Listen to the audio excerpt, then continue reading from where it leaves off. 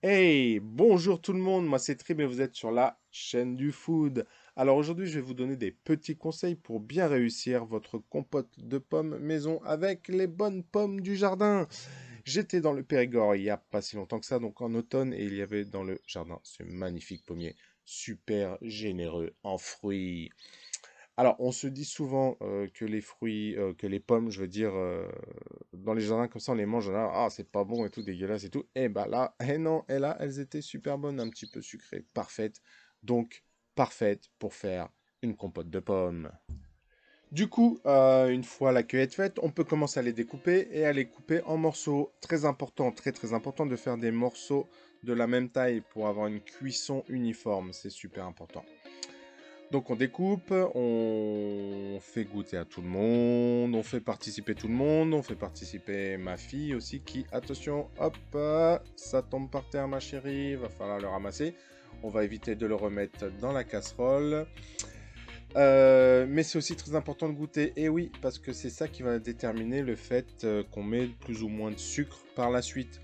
Donc régulièrement goûter les pommes, car elles n'ont pas toutes le même taux de sucre en fait.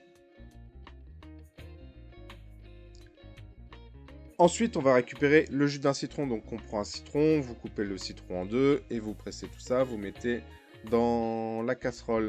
Et pourquoi? Parce qu'en fait, le jus de citron contient de l'acide, ce qui va bloquer l'oxydation et ça va permettre aux fruits, en début de cuisson, de conserver leur couleur, en fait. Voilà, tout simplement.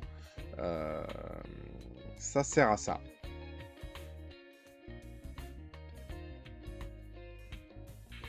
Passons maintenant à l'étape cruciale du sucre. Alors, il faut avoir la main vraiment très très légère. Vaut mieux en mettre pas trop au début et pouvoir rectifier après par la suite pendant la cuisson. Vous avez compris le principe. Si les pommes sont archi sucrées, vous en mettez moins. Si elles sont pas trop sucrées, vous en mettez plus.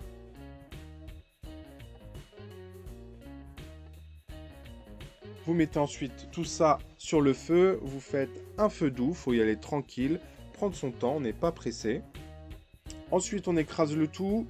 Ça, c'est chacun comme il le souhaite. Mixeur, pas mixeur, morceau, pas morceau. Nous, personnellement, on aime bien quand il y a un peu de morceau. Ça fait un peu de mâche. C'est meilleur, mais il y en a en effet qui la préfèrent très très lisse. Donc, vous utilisez l'engin que vous voulez pour ça. Je vous fais confiance.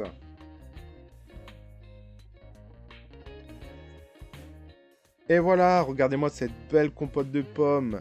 Bien claire, pas trop caramélisée pour pouvoir conserver vraiment le goût du fruit. C'est super important. Vous pouvez aussi rajouter plein de choses dedans. Nous, on a fait la version nature parce qu'on n'avait pas tout ce qu'il fallait, on était en vacances. Mais vous pouvez mettre de la cannelle, de la vanille, etc., etc., etc. Et vous faire archi, archi, archi plaisir.